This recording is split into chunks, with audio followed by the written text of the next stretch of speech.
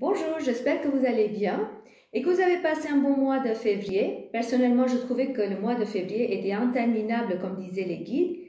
Et on verra qu'est-ce que les guides ils vont nous dire pour le mois de mars. Om. Om. Om.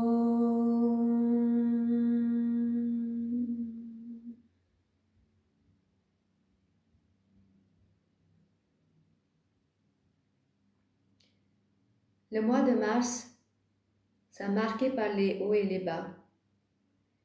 Et ce sera plutôt les hauts et les bas à l'intérieur de chacun de nous. Peut-être que vous ne saurez même pas pourquoi vous sentez bien ou pourquoi vous sentez mal.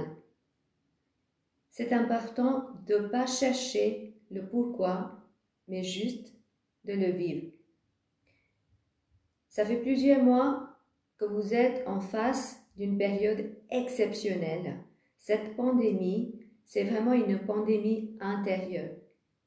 Et cela, bien sûr, affecte tous vos corps, physique, mental, émotionnel, spirituel, dans tous les sens.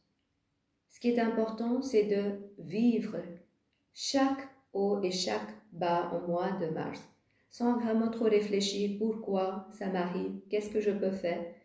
La seule chose que vous pouvez faire, c'est de pleinement vivre chaque émotion. Et quand vous allez vivre cette émotion, vous n'allez pas créer une dette émotionnelle. C'est important de maintenant régler les dettes émotionnelles afin de trouver cette force intérieure qui vous sera nécessaire pour vivre les mois prochains, même les années prochaines, qui ne vont pas forcément être très faciles, mais si vous avez cette force intérieure en vous, ça sera beaucoup plus facile. Il y aura plusieurs personnes parmi vous qui sont amenés à faire des choix dans le domaine professionnel, personnel, émotionnel, dans tous les domaines possibles. Ne soyez pas surpris, c'est le moi qui est comme ça, c'est l'énergie qui est comme ça.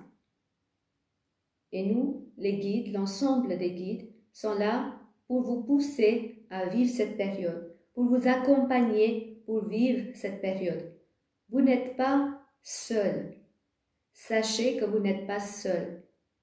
Demandez de l'aide du ciel ou des personnes autour de vous que vous pensez qui sont connectées au ciel.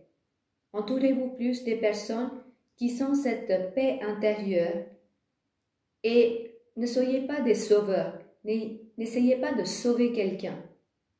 Chacun de vous est obligé de s'occuper de soi-même émotionnellement. Ça ne veut pas dire de plus apporter l'aide à l'autrui.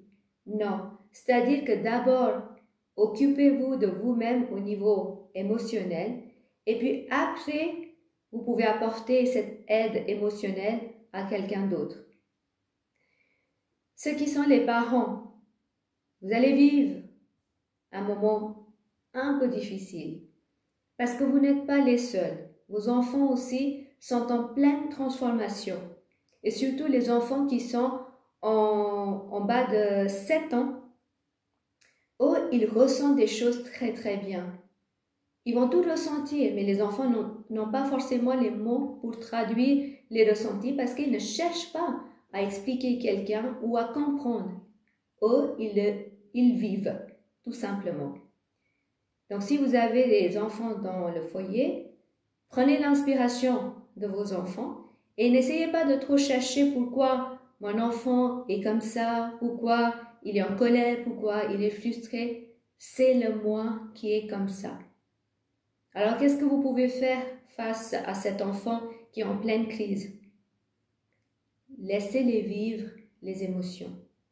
Et vous, prenez ce moment comme un moment méditatif. Méditation, ça veut dire accepter pleinement ce qui nous arrive. Bien sûr, en tant que parent, vous serez dérangé sur le plan émotionnel, mais c'est ce qu'on essaie de vous comprendre, que ce sera un mois difficile émotionnellement. Et chacun de vous est censé de vivre les émotions. C'est un mois où vous êtes obligé de tourner le regard à l'intérieur plutôt qu'à l'extérieur. Parce que les événements extérieurs vont commencer à se dérouler plus ou moins bien, mais c'est toute la répression des émotions que vous serez censé à régler. Et ça, c'est important dans ce mois de mars. On est avec vous, appelez-nous. On vous souhaite un très beau mois de mars.